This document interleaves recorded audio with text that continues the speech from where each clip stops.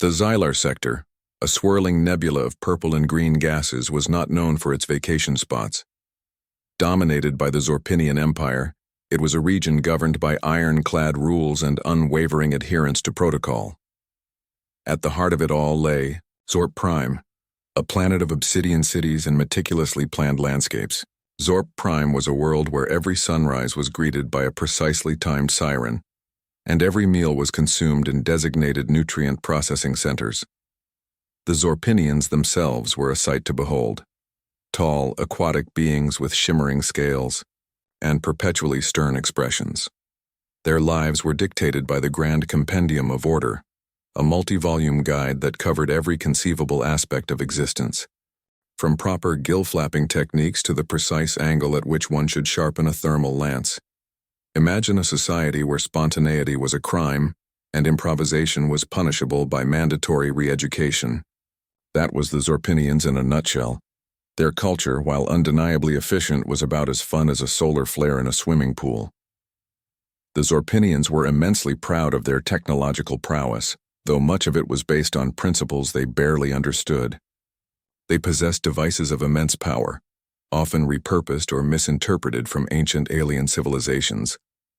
Their reliance on these artifacts, coupled with their rigid adherence to tradition, had led to a peculiar situation: advanced technology, wielded with a profound lack of understanding. Their ships, for instance, could traverse galaxies in mere hours, yet the Zorpinians still relied on carrier pigeons for inter-office memos.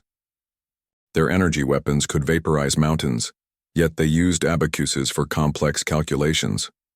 It was a civilization of stark contrasts, a blend of the cutting edge and the hopelessly outdated.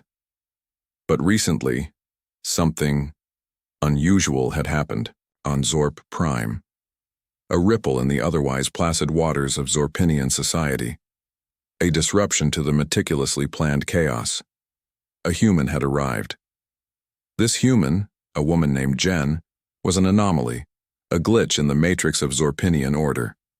She'd crash-landed in Sector Gamma near the Grand Archives, with nothing but a dented spaceship, a sarcastic wit, and an uncanny knack for causing trouble. The Zorpinians, naturally, were not amused. They were, however, intrigued. Humans were, a relatively unknown species in the Xylar Sector, considered little more than spacefaring primates. The Zorpinians had studied them from afar, of course, meticulously documenting their strange customs and baffling social behaviors. But to have one actually on Zorp Prime?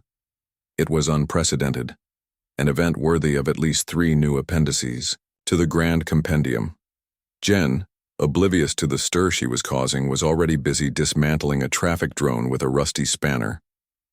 The fate of the Xylar Sector, it seemed, was about to be turned upside down by a woman who had absolutely no idea what she was doing. Or perhaps she knew exactly what she was doing. Only time and a healthy dose of intergalactic chaos would tell. The landing bay on Zorp Prime was, to put it mildly, sterile.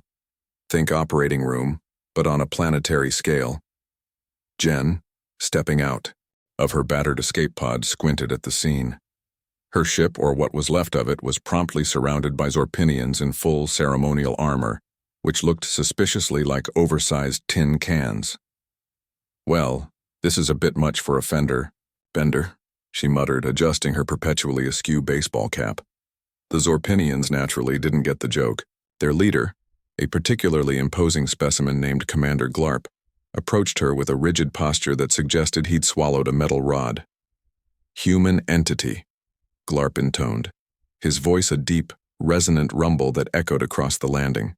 "Bay, you have violated 17 sections of the Intergalactic Navigation Code, trespassed upon sovereign Zorpinian territory, and damaged a Class 4 traffic regulation unit. Explain yourself." Jen stifled a yawn. "Look, pal, the hyperdrive went kaput, okay? I didn't exactly RSVP for this party. Besides," she added, gesturing to the dented drone, "that thing was practically begging to be disassembled." Glorp's gills flared, a sign of extreme displeasure according to the Grand Compendium. Disassembled? That traffic regulation unit was performing its designated function with 99.997% efficiency. Your actions are illogical. Yeah, well, logic's overrated, Jen shrugged, pulling a multi-tool from her pocket. Now, if you'll excuse me, I'm gonna need some caffeine and a schematic for a temporal recalibrator. Unless you guys run on something other than algae smoothies? The Zorpinians exchanged confused glances. Caffeine? Temporal recalibrator? Algae smoothies? Klorp repeated, clearly struggling to process the information. These concepts are not within the parameters of acceptable discourse. Jen sighed. This was going to be a long stay. Her initial interactions with the Zorpinians were a comedy of errors, a masterclass in cultural misunderstanding. Everything she did seemed to violate some arcane protocol or offend some deeply held Zorpinian belief. For instance, her attempt to improve the taste of the mandatory nutrient paste with hot sauce resulted in a system-wide alert and a visit from the Culinary Compliance Division. Her habit of leaving her dirty socks on the communal meditation platform led to accusations of bioterrorism, and her suggestion that they replace their emotionless efficiency slogans with motivational cat posters was met with utter bewilderment. Efficiency through order, one poster declared. Jen had suggested replacing it with "Hang in there, baby," featuring a kitten clinging to a tree branch. The Zorpinians, it seemed, lacked a sense of irony. One day, while being escorted to her designated observation chamber, a glorified storage closet, Jen stumbled upon a group of Zorpinians performing their daily ablutions. The Zorpinians, it turned out, were meticulous about their hygiene, engaging in a complex ritual involving sonic scrubbers, antiseptic gels, and a series of synchronized gill-flapping exercises. Jen, never one to miss an opportunity for amusement, decided to join in, mimicking their movements with exaggerated enthusiasm. Her attempt at synchronized gill-flapping, however, resulted in a minor tidal wave that short-circuited the sonic scrubbers and sent the Zorpinians scattering in disarray. Commander Glorp, arriving on the scene to investigate the disturbance, could only stare in disbelief. "Human entity," he said, his voice trembling with a mixture of anger and confusion. "Your behavior is disruptive, unpredictable, utterly baffling." Jen grinned. "That's my superpower." The Zorpinians, used to a society governed by order and predictability, were completely thrown off balance by Jen's casual disregard for their rules. They couldn't understand her motivations, her humor, or her apparent lack of respect for authority. Was she a spy, a saboteur, or just a really, really annoying tourist? The Grand Compendium offered no guidance on dealing with such an anomaly. Jen had become a walking, talking existential crisis for the entire Zorpinian Empire, and she was just getting started. At the heart of Zorp Prime, nestled within a fortress of reinforced plasteel and guarded by legions of the most elite Zorpinian warriors, lay the Obliterator. The very name echoed with the weight of expectation, of absolute power, of galactic dominion. To the Zorpinians, it wasn't merely a weapon. It was a symbol of their unwavering commitment to order, their ultimate deterrent against chaos in the Xylar Sector. The Obliterator was a marvel of Zorpinian engineering, a testament to their centuries of technological advancement. It wasn't sleek or elegant like the weaponry of other spacefaring races. Instead, it was a massive, ungainly structure of interconnected pipes, glowing conduits, and humming energy cells. Its design prioritized function over form, its raw power radiating from every weld and joint. Legend had it that the Obliterator could vaporize entire planets, extinguish stars, and even tear holes in the fabric of spacetime. These stories were, of course, exaggerations. Its true function was far more nuanced, but no less terrifying in the eyes of those who knew its capabilities.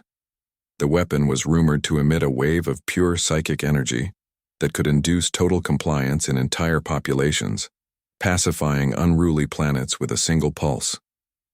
The Zorpinians held unwavering faith in the Obliterator.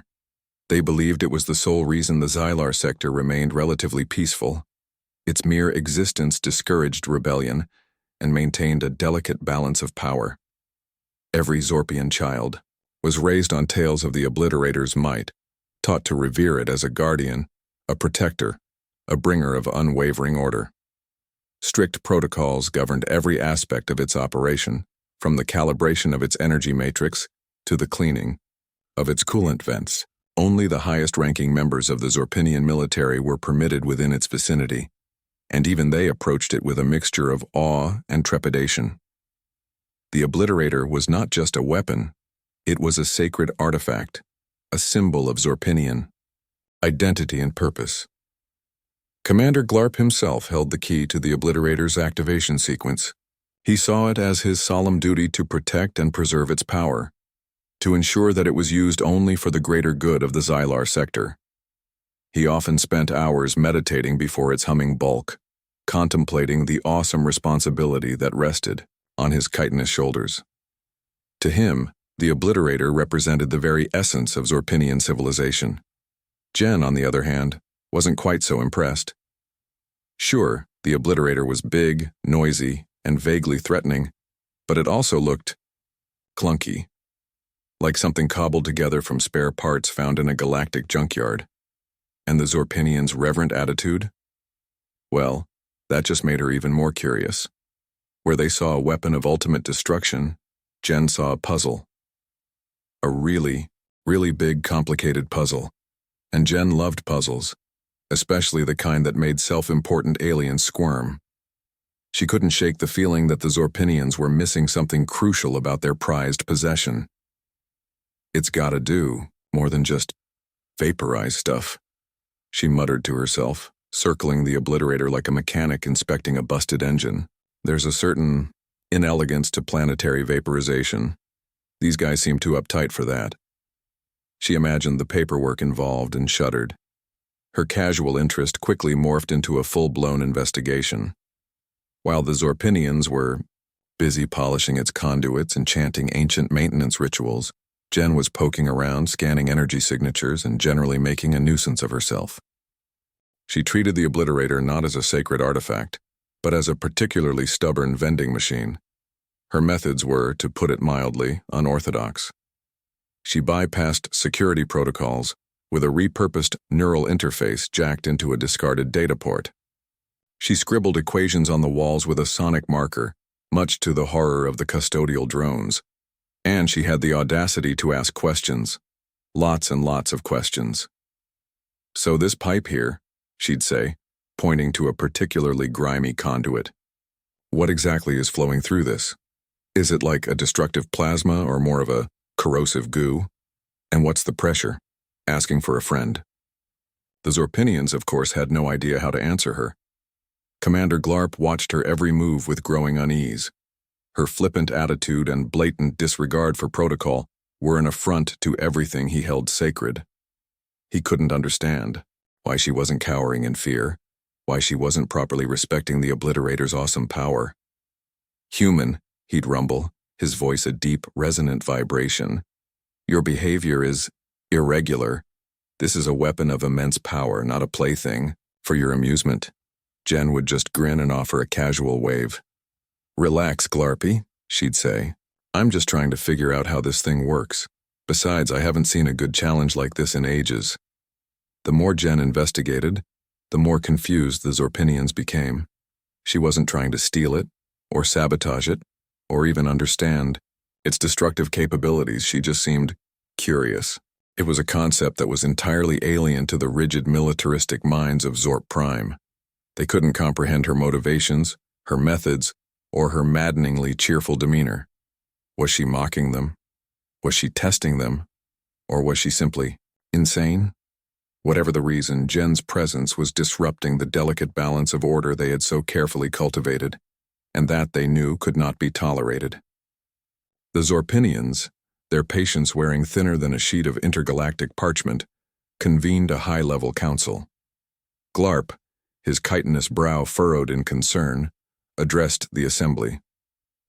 The humans' actions are troubling, he stated, his voice amplified to fill the chamber.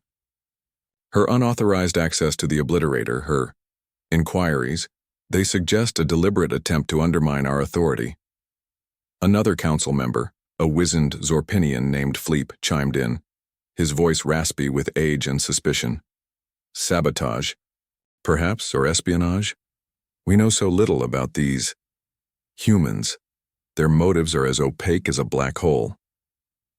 He adjusted his spectacles, his multifaceted eyes glinting with paranoia. The accusations hung heavy in the air, thick with the scent of fear and bureaucratic anxiety. The Zorpinians had built their society on order and predictability, and Jen was a chaotic variable they couldn't compute. Her very existence challenged their rigid worldview. Commander Klorp, tasked with maintaining order, felt the weight of responsibility pressing down on him. He had to act, and quickly, before Jen's unorthodox investigation compromised the Obliterator's functionality, or worse, revealed some hidden weakness to their enemies. "We must confront her," Klorp declared, his voice resonating with newfound resolve. "Demand an explanation for her actions, and if her answers are not satisfactory—" He paused, letting the unspoken threat hang in the air. Meanwhile, Jen, oblivious to the storm brewing around her, continued her investigation. She was now deep inside the Obliterator's central processing unit, a labyrinth of glowing crystals and pulsating energy conduits. She was humming a jaunty tune, completely unfazed by the potential consequences of her actions. Suddenly, a squadron of heavily armed Zorpinians stormed into the chamber, their weapons trained on Jen. Klorp, his face grim, stepped forward. "Human Jen," he announced, his voice echoing through the chamber. "You are hereby accused of unauthorized tampering with a weapon of mass destruction. Explain yourself." Jen, startled but not intimidated, simply raised an eyebrow. "Tampering?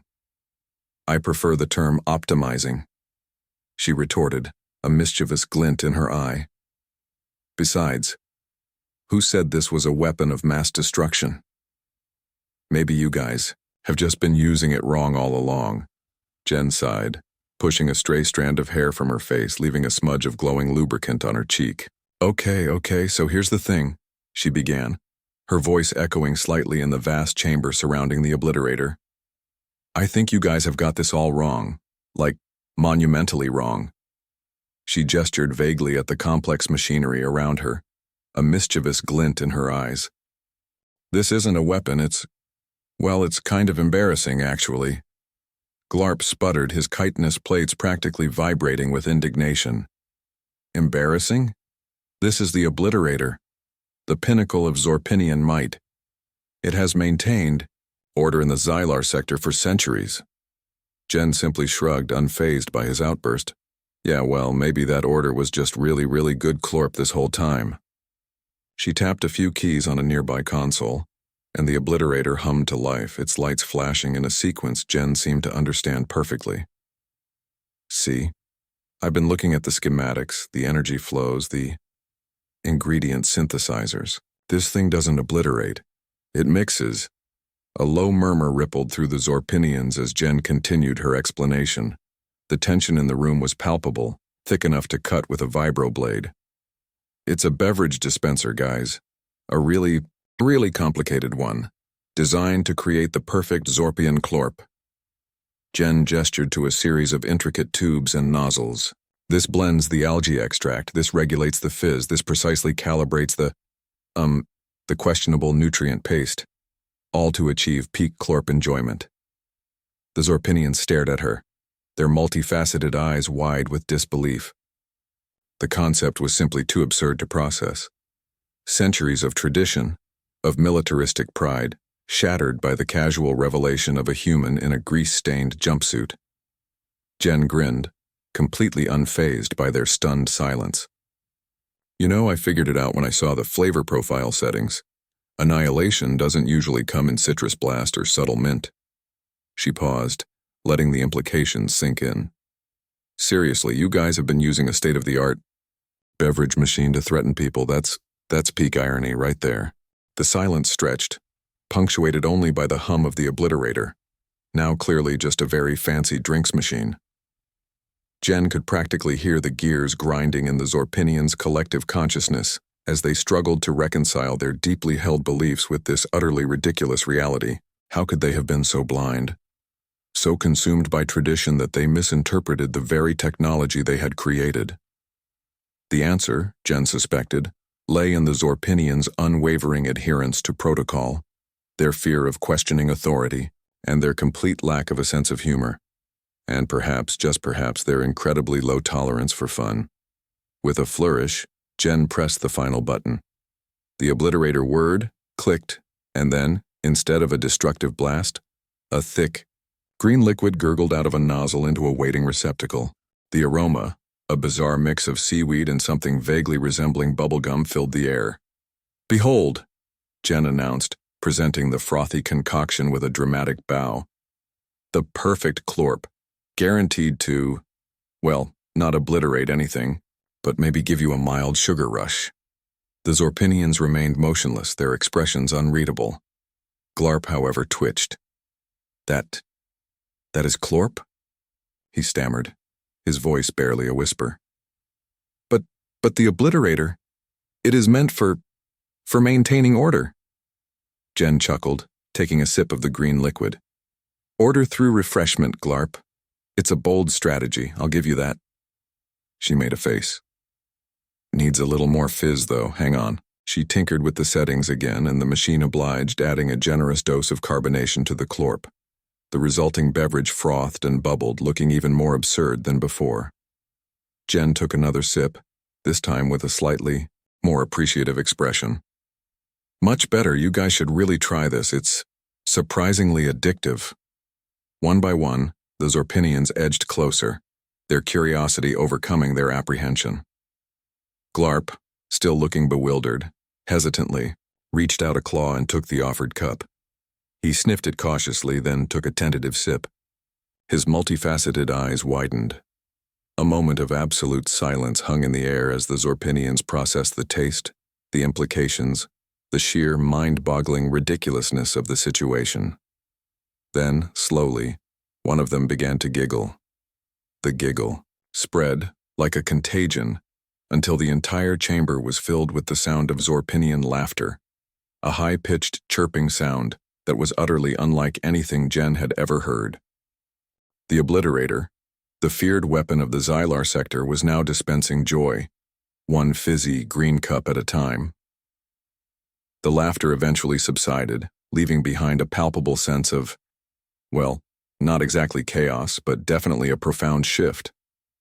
Glarp, wiping a stray drop of Klorp from his chin, looked at Jen with something akin to awe. "So," Jen said, leaning against the Obliterator with a satisfied sigh. "Anyone up for another round? I'm thinking next time we add a little space lime." The idea of space lime-infused Klorp seemed to send the Zorpinians into another fit of suppressed giggles. But beneath the surface of the amusement, a more significant change was brewing. The Zorpinians, for the first time in centuries, began to question the rigidity of their traditions. If their most fearsome weapon was actually a beverage dispenser, what other long-held beliefs might be based on misinterpretations? Small acts of rebellion began to surface. Zorpinians started taking unscheduled breaks, indulging in philosophical debates while sipping Klorp, of course, and even experimenting with, gasp, colorful clothing. The rigid militaristic society that had defined Zorp Prime for generations was slowly, almost imperceptibly, beginning to loosen its grip. The concept of fun, previously a forbidden word in the Zorpinian lexicon, was now whispered in hushed tones, accompanied by furtive glances and the clinking of Klorp-filled cups. Jen, watching the subtle transformations with a wry smile, felt a strange sense of accomplishment. She hadn't set out to dismantle an empire, but somehow she'd managed to do just that, one bizarre beverage at a time, and so began what historians would later dub the Klorp Revolution. It wasn't a revolution of violence or upheaval, but a quiet, bubbling transformation that swept across Zorp Prime. Klorp appreciation societies sprang up in the unlikeliest of places: former military barracks, strategic planning centers, even the grand hall of rigid protocols. Zorpinians, once obsessed with conquest and control, now gathered to compare Klorp recipes and debate the merits of different space fruit infusions. The concept of Zorpinian downtime became a legitimate, if somewhat scandalous, part of the daily schedule. Public parks, once meticulously manicured into geometric perfection, were now dotted with Zorpinians lounging on shutter cushions, sipping Klorp and engaging in leisurely conversation. And Jen, she became an unlikely cultural icon, a symbol of freedom in the pursuit of, well, a good drink. Statues were erected in her honor. Though she insisted, they depict her holding a Klorp, not a weapon, and her name was whispered with a mixture of reverence and bewildered amusement. But perhaps the most enduring legacy of the Klorp Revolution was the newfound Zorpinian appreciation for human style, relaxation. They never quite mastered the art of doing absolutely nothing, but they were getting there, one sip of Klorp at a time. The galaxy, of course, remained as chaotic and unpredictable as ever. Empires rose and fell, battles were fought and lost, and bureaucratic red tape continued to strangle progress in every corner of the cosmos. But on Zorp Prime, something had fundamentally changed. The Zorpinians, once the most feared and rigidly structured species in the Xylar Sector, had discovered the simple joy of kicking back, enjoying a refreshing beverage and questioning everything they thought they knew. And really, isn't that what progress is all about?